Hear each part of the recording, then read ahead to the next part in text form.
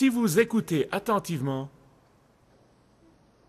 les enseignements sur la puissance de la pensée positive, vous découvrirez que la théorie derrière la puissance de la pensée positive est l'affirmation constante de soi, l'élévation constante de soi et la motivation constante de soi. C'est de se rappeler toujours et constamment qu'on est capable, que vous êtes capable, que vous pouvez réaliser et accomplir quelque chose. Vous. En fait, ceci est bon, je ne veux pas condamner qui que ce soit. Mais voilà le problème. Le problème ici, c'est quand vous vous heurtez contre un des murs de la vie et vous vous trouvez incapable de vous relever et de reprendre, vous vous retrouverez à passer plus de jours dessous qu'au-dessus.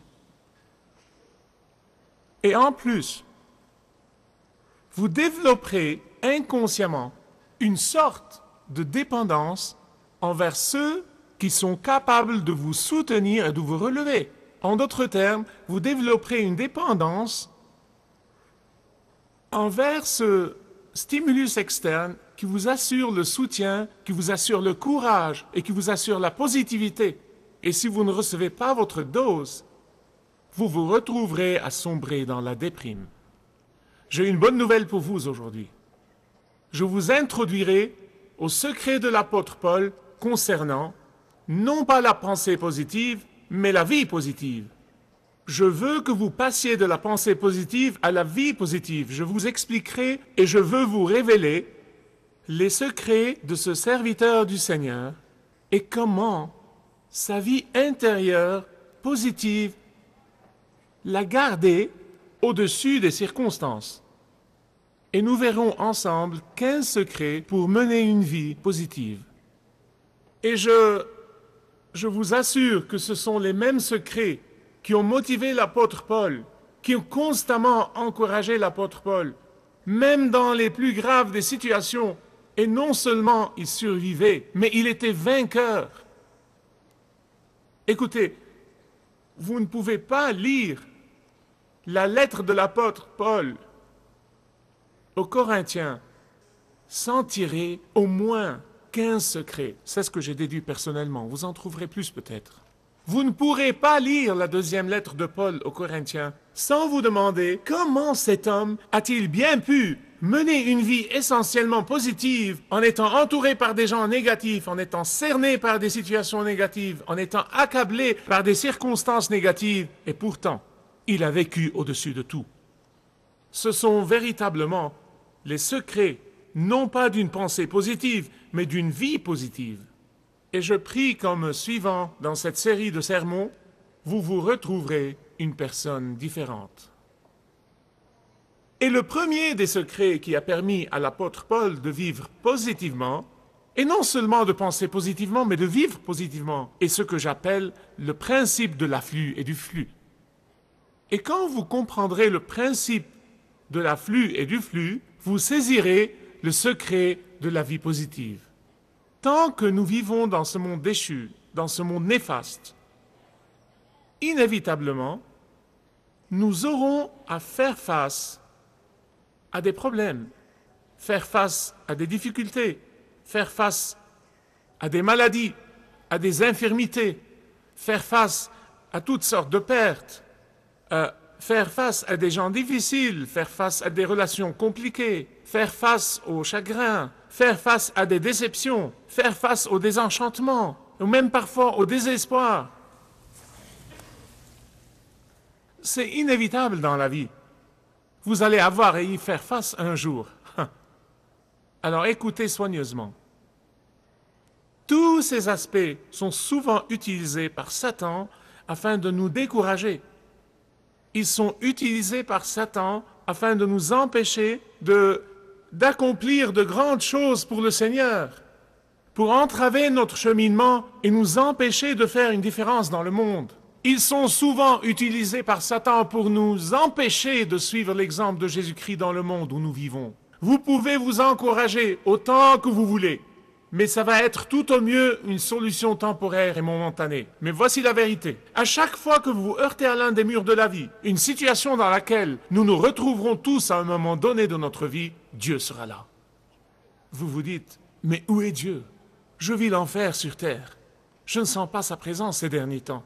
Alors écoutez, car je vais vous démontrer sa présence d'après la parole de Dieu. Parce que Dieu est prêt dans les temps de difficulté, dans les temps de souffrance, dans les temps de désespoir. Dieu est toujours prêt à te donner plus de consolation que tu peux imaginer. Dieu est toujours prêt à te donner plus de force que tu ne peux imaginer. Dieu est prêt à apaiser tes douleurs. Il est prêt à bander ton cœur brisé. Il est prêt à combler le vide et le néant que tu ressens au tréfonds de toi. Il est prêt à rétablir ta confiance en toi-même. Il est prêt à raviver tes espoirs et tes rêves. Il est prêt à te relever et te donner l'élan pour que tu reprennes ta course comme jamais auparavant. La deuxième lettre de Paul aux Corinthiens a été décrite comme étant l'écriture la plus intime de Paul. Et c'est vrai. Quand vous la lirez, vous comprendrez. Elle est la plus personnelle de toutes ses écritures. Dans cette lettre, il révèle sa douleur intérieure. Il révèle sa colère intérieure. Il révèle ses tentations intérieures. Et en fait, il révèle ses faiblesses intérieures. Dans un sens, ce que l'apôtre Paul fait, c'est révéler sa vie pour qu'elle devienne un livre ouvert. Mais aussi, il révèle quelque chose d'autre. L'apôtre Paul nous révèle le pouvoir de Dieu qui œuvre en plein milieu des difficultés. Il nous raconte comment il a été battu pour l'amour de Jésus-Christ et comment il a été critiqué et faussement accusé pour l'amour de Jésus-Christ. Comment il a été calomnié méchamment pour l'amour de Jésus-Christ et comment les gens ont fait circuler de fausses rumeurs et accusations à son propos. Est-ce votre expérience? Est-ce votre expérience? Alors vous comprendrez.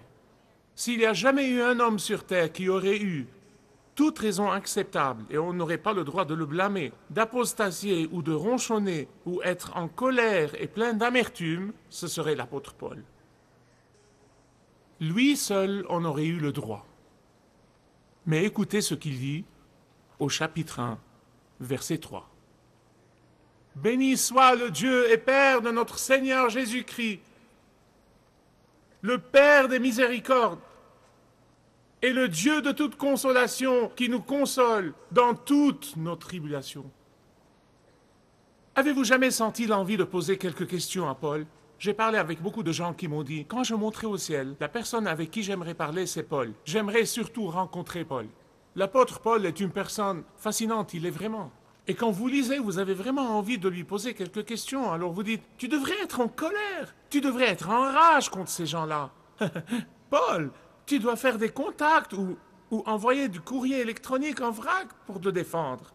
Paul, tu dois bouger pour t'occuper de tous ces problèmes. Paul, tu dois créer un site internet et inviter les internautes à signer une pétition contre ces gens-là. Paul, tu risques de devenir aveugle et ta santé est défaillante. Tu souffres sur les deux plans, physique et psychique. Que fais-tu? Il aurait répondu, de quoi tu parles? De quoi tu parles? Je ne me concentre pas sur ces gens-là, ni sur leur comportement. Plutôt, je me concentre sur le Dieu de toute consolation, qui me console dans toute tribulation. Je me concentre sur l'ami qui est plus proche qu'un frère. Je me concentre sur celui qui est avec moi et qui peut être contre moi. Je me concentre sur celui qui n'a pas épargné son seul fils bien-aimé. Comment ne me donnerait-il pas tout pour mon bien? Et tant que lui, Dieu de toute consolation, me console dans toute tribulation, tant qu'il est avec moi, écoutez, personne ne me déprimera. Nul problème ne pourra m'embrouiller. Nulle difficulté financière ne me mettra dans le désespoir. Nulle maladie ou infirmité ne pourront me retarder. Nuls faux accusateurs n'affecteront mon efficacité. Nulle relation difficile ne pourront ruiner ma détermination. Pourquoi? Car le Dieu de toute consolation me console dans toute tribulation. Et c'est ça L'afflux, vous vous rappelez? C'est le principe de l'afflux et du flux. Afflux et flux. Répétez après moi. Afflux et flux. Allez-y et ne tapez pas vos voisins. Afflux et flux. Mes chers amis, écoutez-moi attentivement. Si vous ne recevez pas la consolation du Dieu de toute consolation dans toutes vos tribulations, c'est-à-dire que vous essayez de faire les choses par vous-même. Est-ce que vous faites cela? Moi, je le fais. Et à chaque fois que je le fais, j'échoue. Vous connaissez ces prêts à monter kit? Vous savez de quoi je parle? Et voilà de quoi je parle.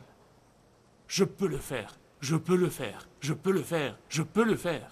Et je serre les dents. Non, non, non, non, non. Voilà les prêts à monter kit. Débarrasse-toi d'eux. Jette-les. Si vous ne recevez pas la consolation du Dieu de toute consolation, c'est parce que vous essayez de vous remonter par vous-même. Par vous-même.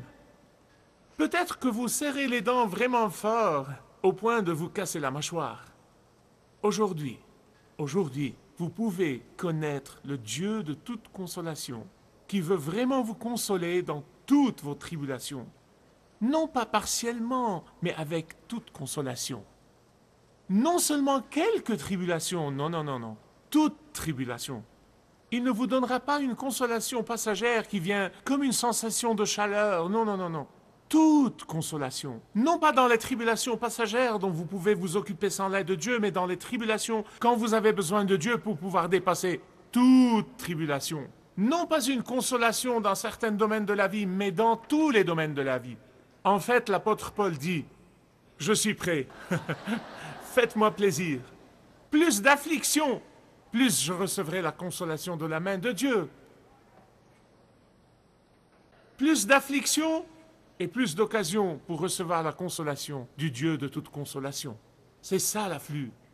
Béni soit le Dieu et Père de notre Seigneur Jésus-Christ, le Père des miséricordes, et le Dieu de toute consolation, qui nous console dans toute notre tribulation. C'est ça l'afflux. Vous savez, si Paul s'était arrêté à ce point, il ne nous aurait pas donné la vérité complète. Voilà pourquoi il ne s'est pas arrêté là. Car si vous voulez vraiment, vraiment, vraiment, vraiment, vraiment expérimenter le Dieu de toute consolation, qui vous console dans toutes vos tribulations, vous devez écouter le reste de l'histoire. L'afflux de la consolation de Dieu et des bénédictions de Dieu et de l'accomplissement des promesses de Dieu est garanti. L'afflux est là et vous n'avez qu'à le demander.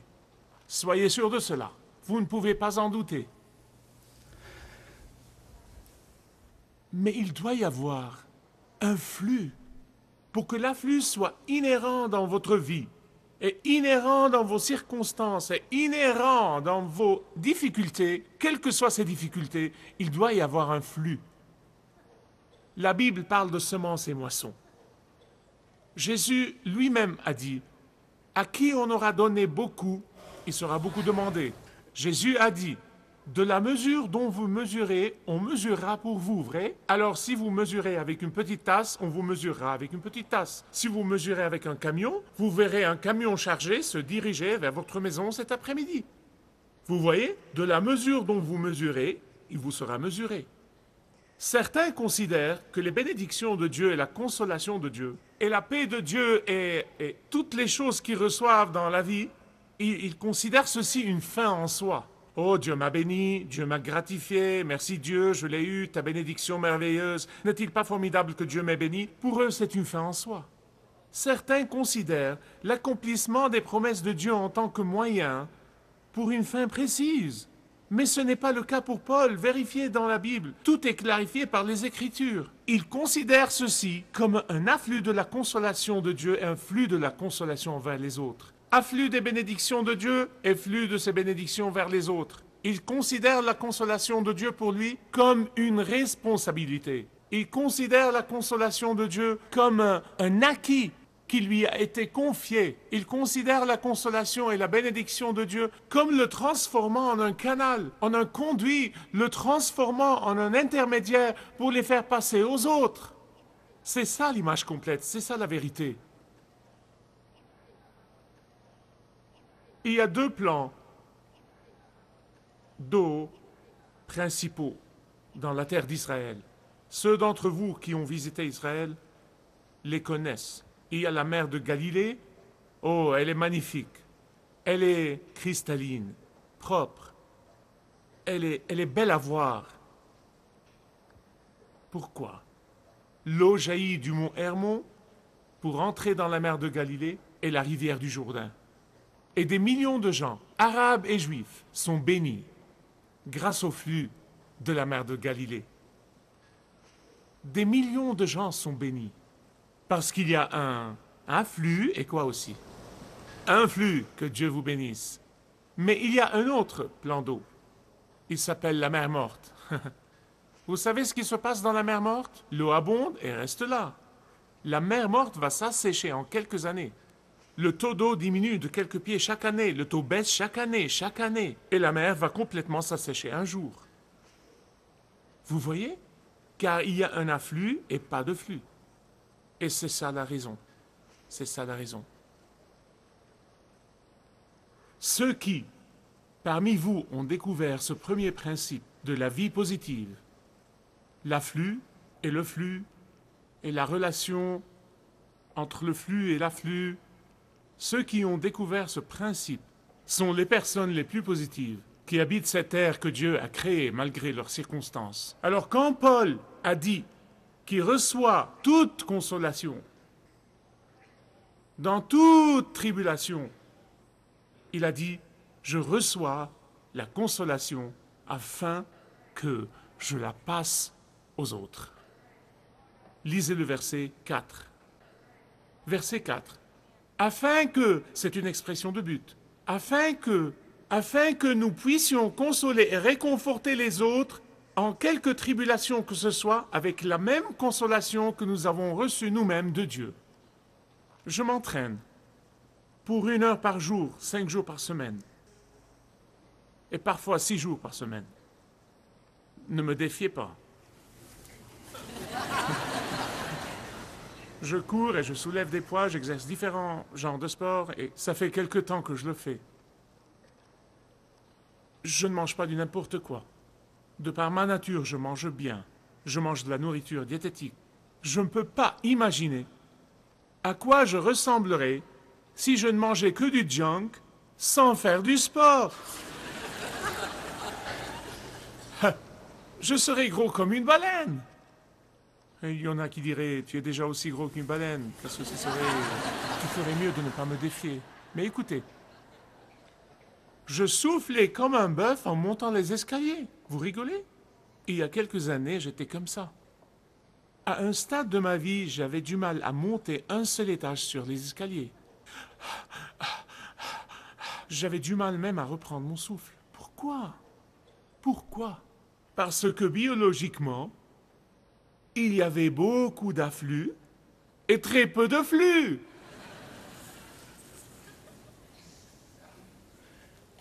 Mes chers amis, je vous dis, nombreux parmi vous me semblent en bonne forme, vous me semblez en bonne santé, mais je vous dis, vous pouvez paraître en forme physiquement, mais beaucoup de croyants dans l'Église de Jésus-Christ sont spirituellement obèses. Ça me brise le cœur de dire cela, et je ne le dis pas légèrement.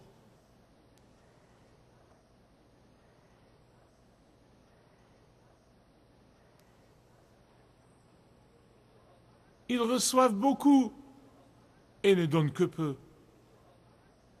Ils reçoivent et reçoivent et reçoivent encore plus. Oh, le Seigneur m'a béni.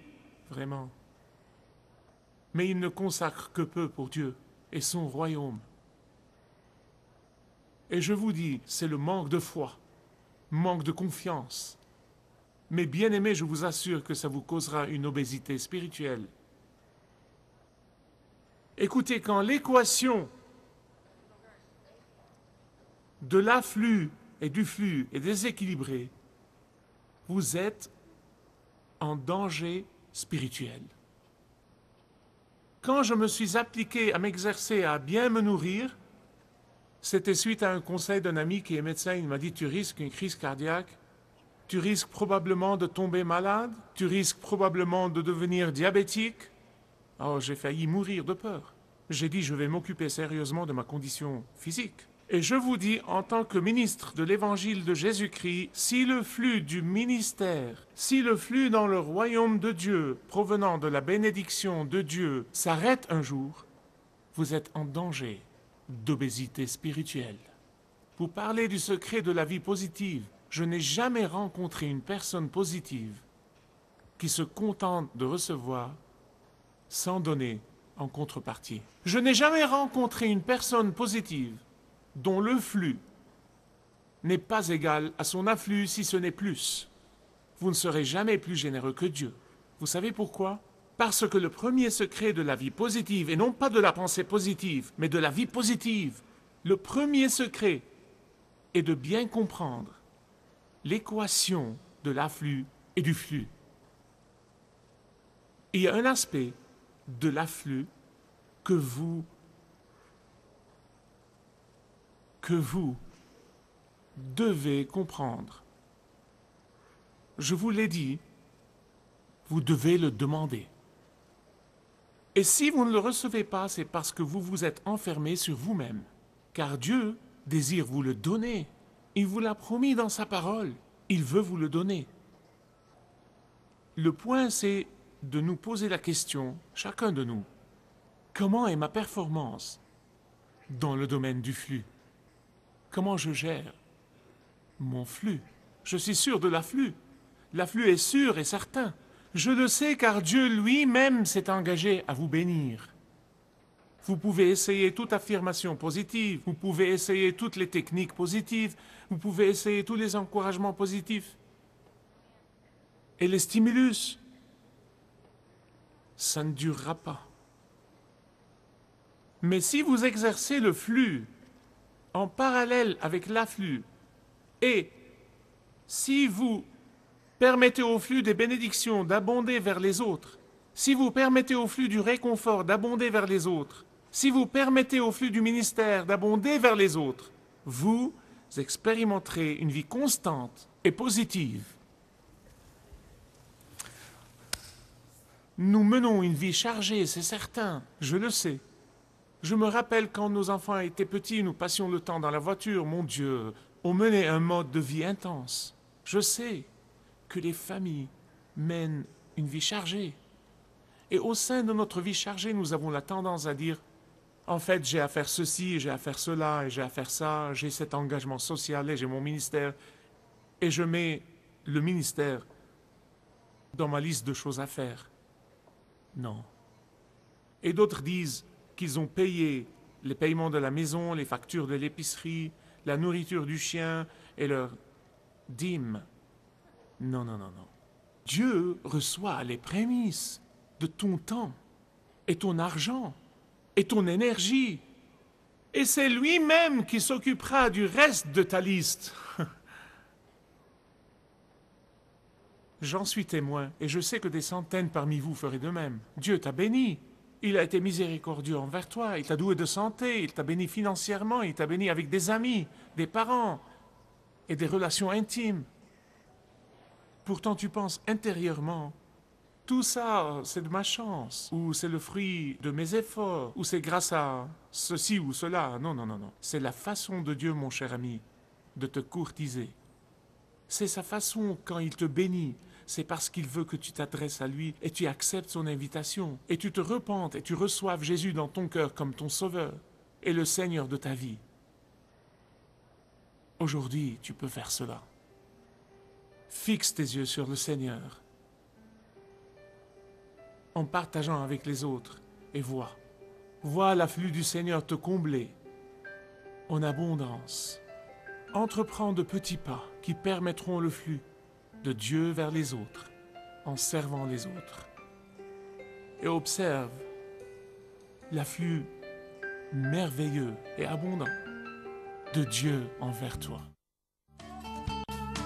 Si vous désirez connaître Dieu d'une manière personnelle, demandez le livret « Retrouvez la joie que vous avez toujours désirée » et vous pourrez découvrir l'amour de Dieu pour vous et apprendre comment expérimenter son pardon.